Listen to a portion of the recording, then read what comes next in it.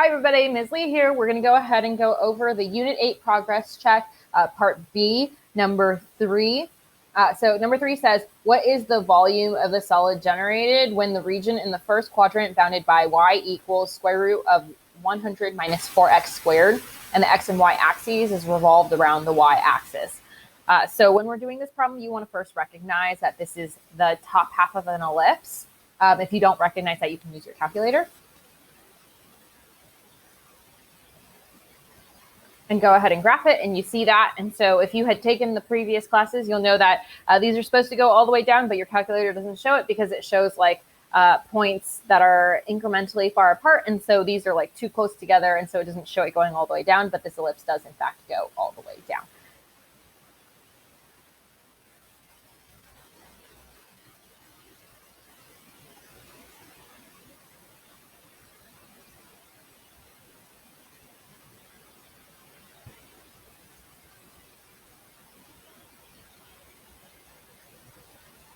Okay, so this question asks you to take the area in the first quadrant, and it asks you to revolve it around the y-axis. So you're taking this area and you're revolving it around the y-axis.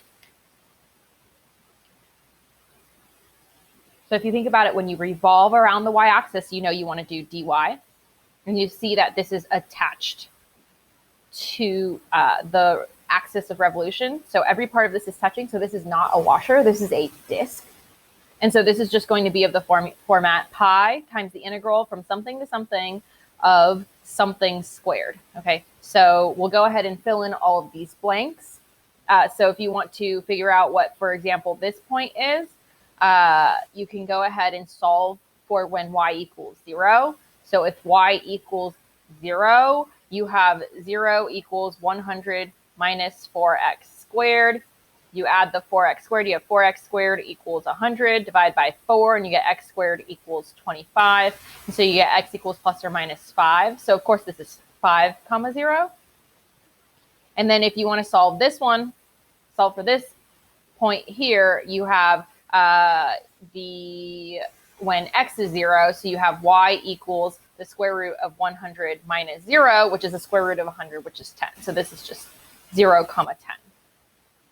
Okay, so if you want to just like know what those points are, of course, since this says dy, you know you want the bounds to be in terms of y. So that would be, what is the y value here up to what is the y value here? So we take the y value of this line or this point, and we get from 0 up to 10 of, and then we're going to do this equation, but we want it in terms of y. So you have to solve for y. So we'll go ahead and solve this equation for, I'm sorry, you want it in terms of y, so you want to solve for x. So we're going to go ahead and do some solving. So we'll square both sides. We have y squared equals 100 minus 4x squared. And then we go ahead and we subtract the 100. So we have y squared minus 100 equals, and then negative 4x squared. And then we divide both sides by negative 4. So you have x squared equals y squared minus 100 divided by negative 4.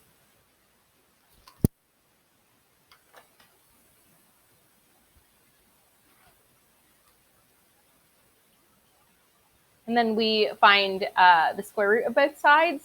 And so you know you're supposed to do x equals and then plus or minus the square root.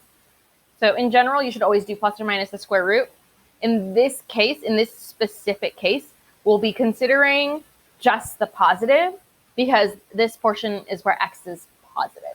So we'll do x equals and then the positive of the square root of y squared minus 100 over negative 4. So that's a conscious decision to make it the positive. Okay, so this whole thing is under the square root, and then we'll go ahead and put that in. So you have pi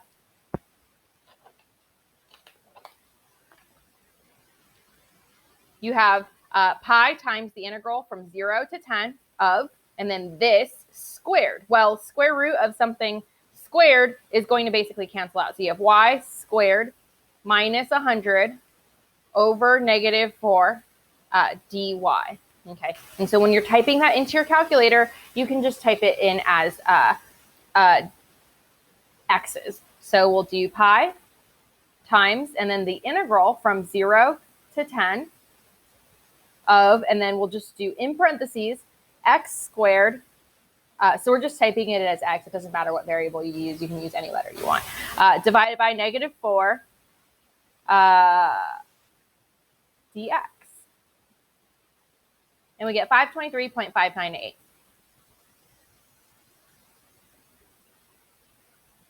And so looking at your answer sheet or answer choices, that would be answer choice B. And so your answer choice would be, in fact, B.